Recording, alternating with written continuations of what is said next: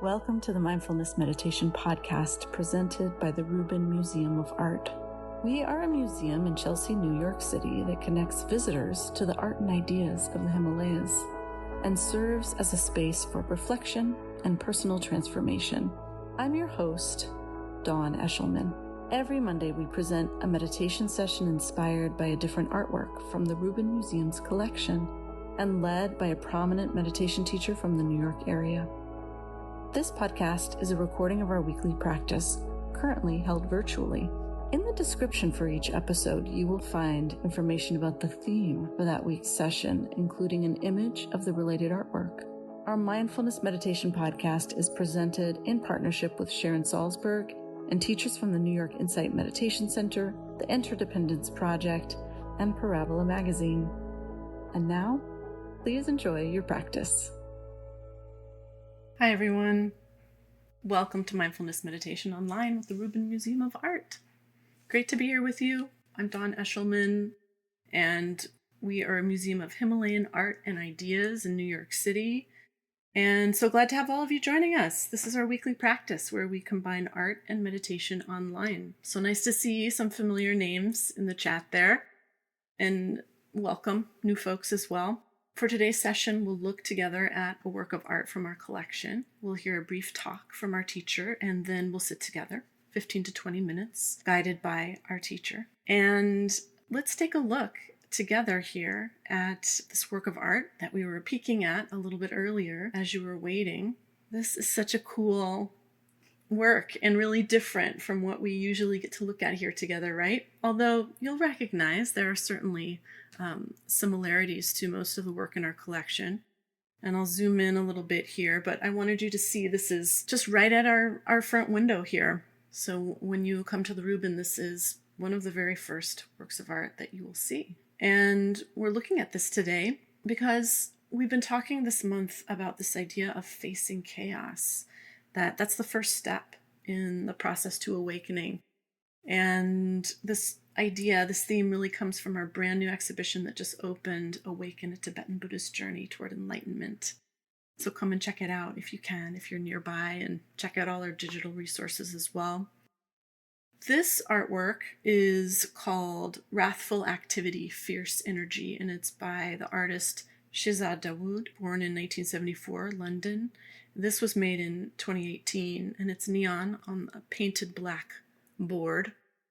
And it's just buzzing with energy. It's an abstracted figure, but it's a contemporary twist on depictions of Buddhist deities, especially the wrathful deities, right? Which we know are a positive force, despite the fact that they look scary, demonic.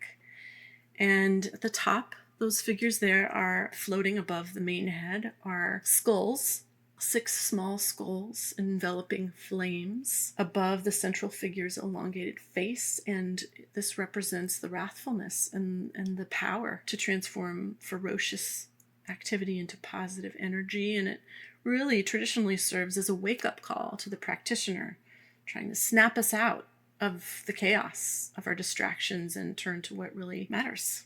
So we know that chaos can not only be annoying, it's really the cause of suffering. So it can be dangerous and even violent. And we know that hate crimes against Asians and Asian American have really been on the rise, particularly since the beginning of the pandemic. And very sadly, with these horrible murders in Atlanta last week. And just would like to say that as an organization centered around Himalayan art with Asian communities at our core, we want to show our support against hate and against white supremacy and in support of these communities, and want to shout out some of the amazing work that organizations are doing right now to support Asians and Asian Americans and education. And that's part of our goal too, is really cross-cultural education and understanding. And we'll move on now to bring on our wonderful teacher today, Tracy Cochran, who will talk to us a little bit more about facing chaos and what that has to do with our practice. Tracy has been a student and a teacher of meditation and spiritual practice for many years. She's the founder of the Hudson River Sangha, which is now virtual, open to everybody, Wednesday afternoons, Sunday evenings. The link for her weekly meditations can be found on her website, tracycochran.org. And in addition to teaching here at the Rubin, she's taught mindfulness meditation and mindful writing also at the New York Insight Meditation Center and schools, corporations. She is the writer and editorial director of the beautiful, beautiful little magazine, Parabola, which is a quarterly. The wellness issue is out now, and it seeks to bring timeless spiritual wisdom to the burning questions of the day. You can check that out on parabola.org. Tracy, thanks so much for being here, and I'll bring you on in just a second here. Hi there. Hi. I'm delighted to be here today, and I love having my talk literally illuminated by that seemingly scary, but by now dear to me artwork, because that would be the first thing I would see when I would walk into the Rubin. And one thing I love about it is that it's very much like chaos in the way Dawn was describing in our practice. Something can happen that plunges our world into a feeling of chaos. And we've experienced this collectively with the pandemic. We experience it with tragic news like Dawn brought about attacks on the Asian community. And we experience it on an almost daily basis in life. So I wanted to speak just very briefly and concretely about that feeling. The feeling when you can actually feel like that neon figure. When you have a plan, when things seem to be in order, when life seems to make sense to you, and suddenly something happens that plunges it into disarray. And I don't mean just big and tragic events like pandemic and attacks. But just this morning, I had this beautiful, beautiful plan for myself. I was going to meditate, which I did, and write, and then walk and collect myself so I could be in a collected state for you. None of that happened. Because suddenly, and without warning, I had to drive someone to a doctor, to a medical appointment. And it's interesting, as mundane as it sounds, just take a comfortable seat and let your body remember those times when all of a sudden you had to do something you didn't think you were going to have to do, or all of a sudden something broke, or your computer crashed. Notice what happens in the body and you can remember it. Instantly, we tend to become these embattled little fortresses. Drawbridge comes up, the gates come down. Instantly, we go into fight, flight, freeze. We're plunged into a dark and uncertain world, and we're just holding on.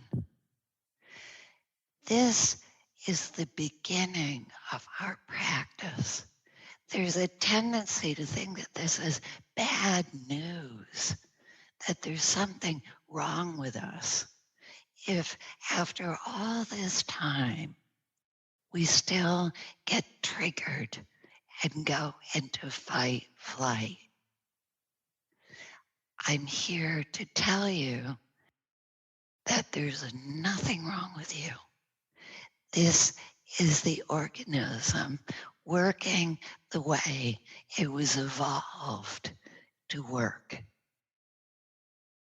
The gift of the practice is to begin to see that we're not just fight, flight, not just reptile mind, not just our defensiveness and tendency to blame or be aggressive, which we typically do when things go wrong.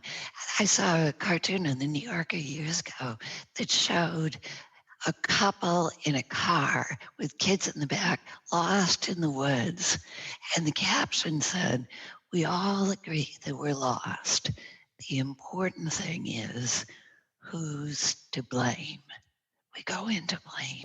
If only this hadn't happened. If only they hadn't done that. If only outside conditions had remained calm and just like I wanted them. What can we do when we're in the middle of being gripped by overwhelm or fight, flight? Come back to the body. Come down out of the thinking. You can do it now and just sense yourself in the simplest, barest way. Come home to sensation. And notice that you're more than you're thinking. In fact, your thinking, in many cases, is not actually helpful. It would be better to be more like the animal of your body, meaning observe and sense. You can do it now. And just come back to the breath, even before we begin to sit. And notice that this movement of return in itself begins to settle you and also open you. Sati, an ancient Pali word for mindfulness, means to remember the present moment. When we're facing difficulty or chaos or uncertainty, we come back to the body and we can begin to soften and open so that we remember that we can respond, that we know things, that we can observe things, that we can make our way moment by moment through uncertainty. And we begin to see that uncertainty isn't just bad news. We tend to think of it as, oh no, the worst could happen. It also means that unexpected help can appear, not just in the form of another person who might drive you or help you, but inside yourself. You begin to remember capacities for patience, for equanimity. You can be with this, with a measure of openness and even good humor. That being with the unexpected can bring wonderful surprises inside ourselves. We're more than we think we are. So I once heard a wonderful true story that I'm going to share with you. It's just a 1-minute story before we begin to sit. A friend of mine befriended a man who was a member of the Mi'kmaq tribe in Canada, an indigenous man, one of the First Nations. And he was taken away from his parents. One of the most cruel features of white colonial culture is that they would take indigenous children and put them in schools take them away from their parents, their culture, their ways. Before this boy was taken, his parents drove him 100 miles from home, according to the story as it was told me, 100 miles. And he was dropped off in the forest by his parents and told to find his way home. Now, be mindful, I'm describing what was being done to a boy in the Micmac tribe who had been taught to find his way. I'm not suggesting that urban children in New York or Cincinnati should do such a thing. So anyway, they dropped him off and he tracked his way home because his parents wanted to give him the gift of knowing who he really was.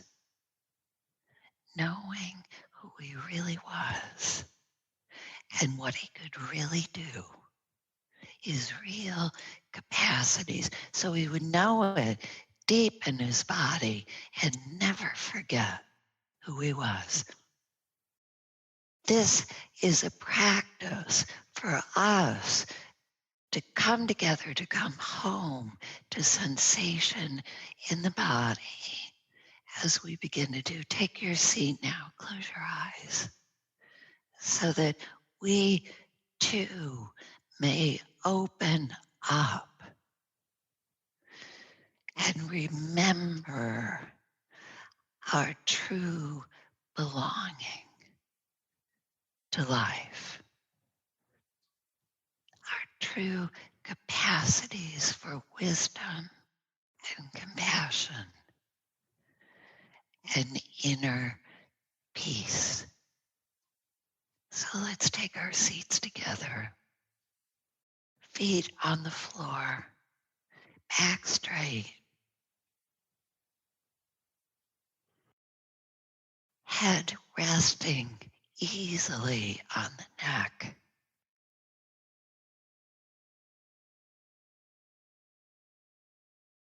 And notice how it feels to be in this body today. Not yesterday, not tomorrow, right now.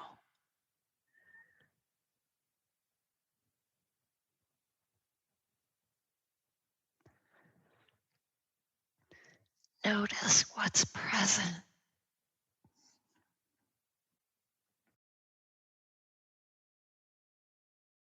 You might find places of tension and see that you can bring attention to this tension and allow it to soften just a bit.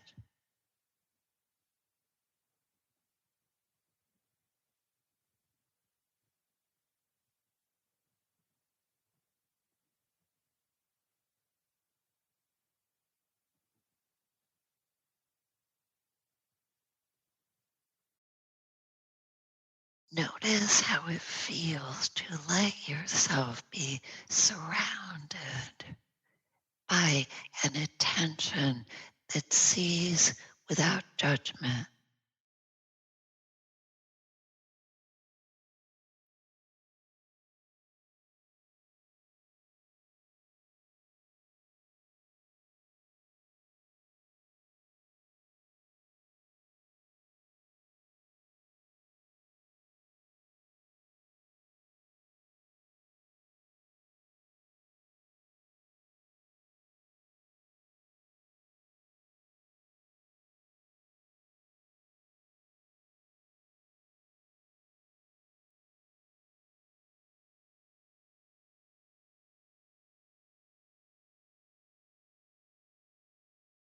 Let yourself sink into sensation, feeling the feet on the floor.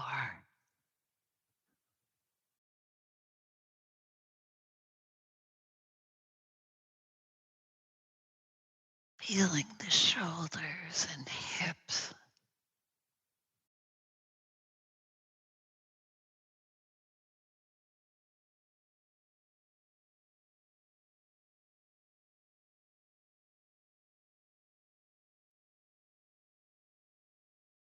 Feeling the weight of the whole body.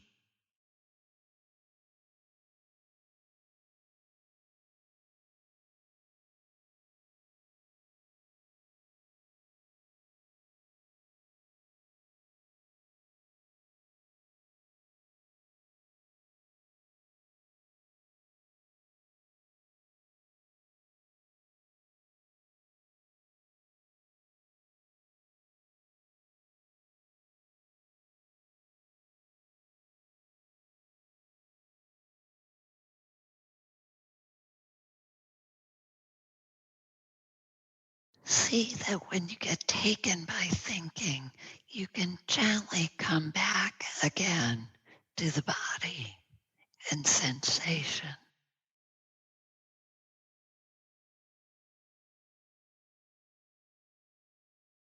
Noticing that this doesn't shut you down, it opens you to the life outside and also inside.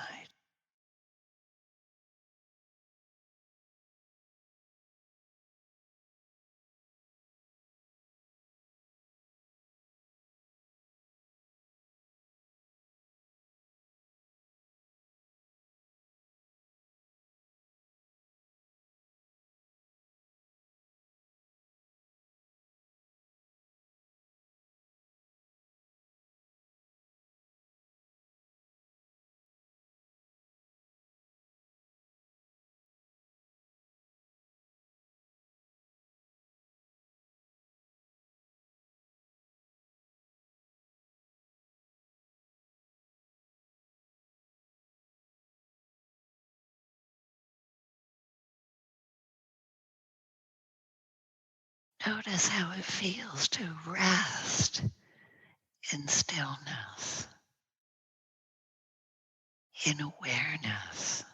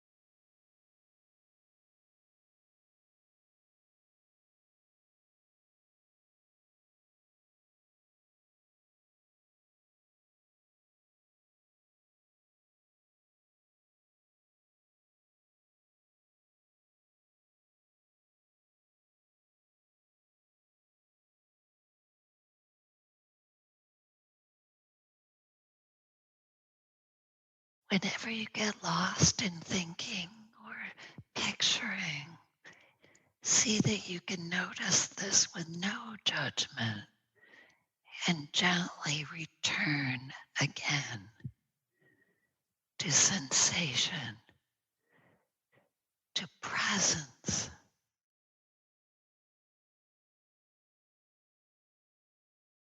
Finding that you're not alone,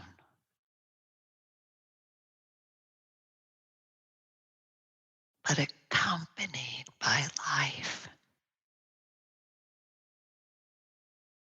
by breath, impressions,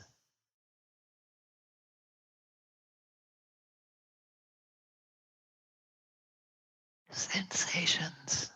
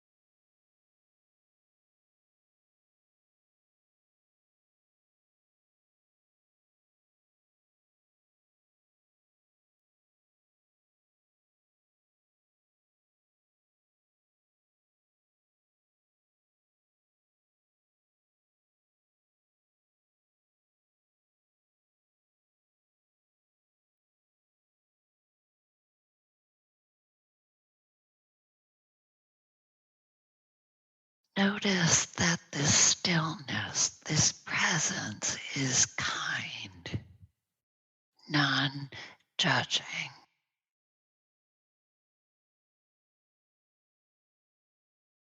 Accepting you completely as you are today.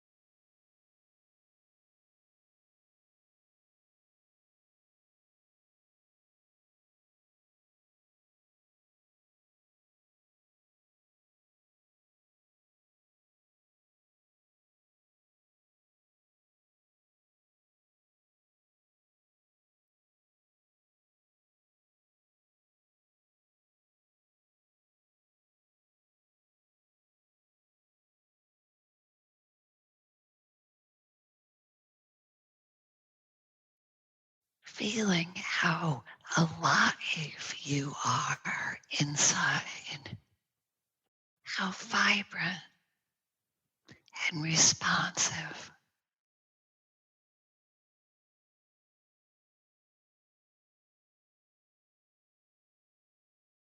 Remembering that you're part of life.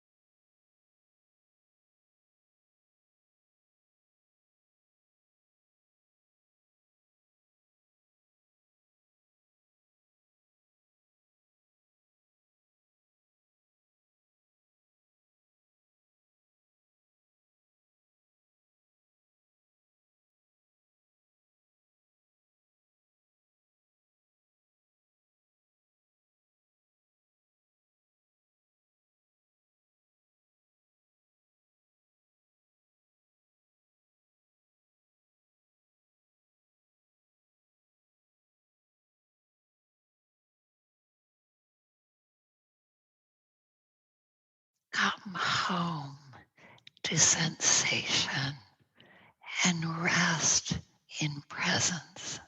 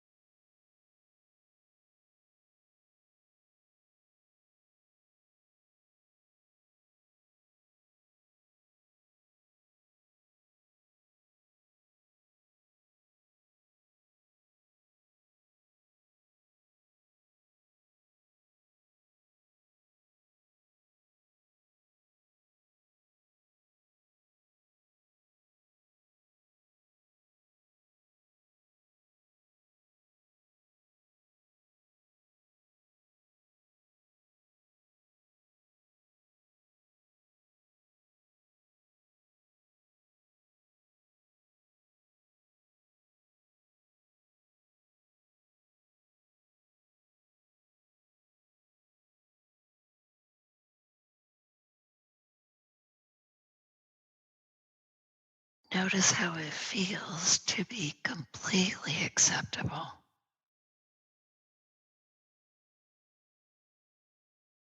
Every thought, every reaction, everything seen by an attention that doesn't judge.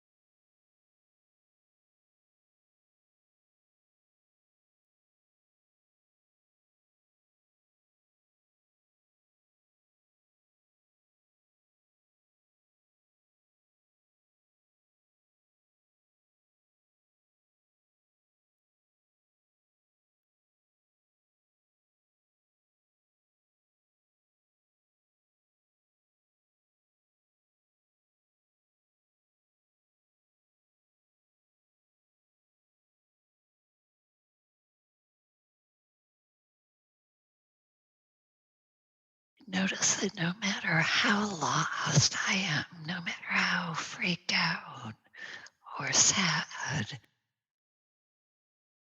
I can come home to presence,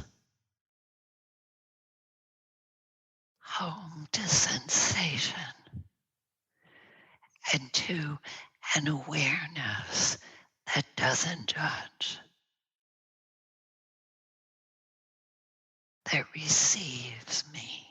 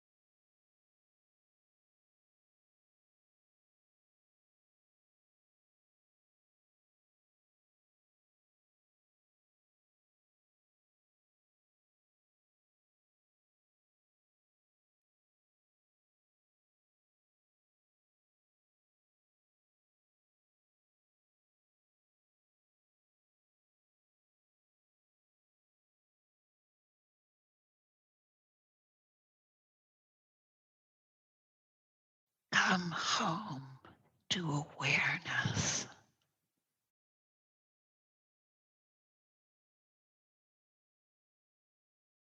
To presence.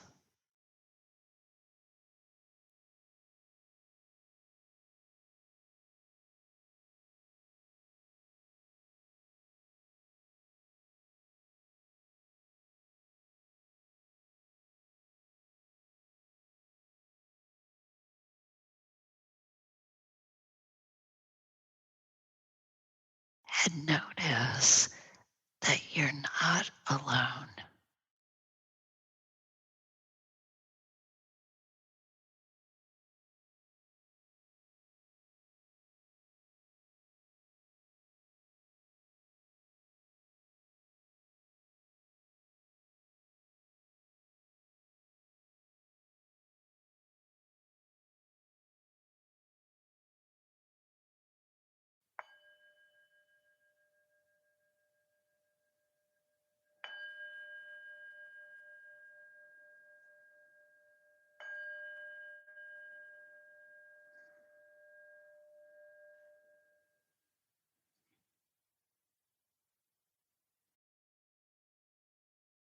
Thank you. Thank you for your practice, for your attention. Thank you. Thank you so much, Tracy. That concludes this week's practice. If you would like to support the Rubin and this meditation series, we invite you to become a member. Thank you for listening.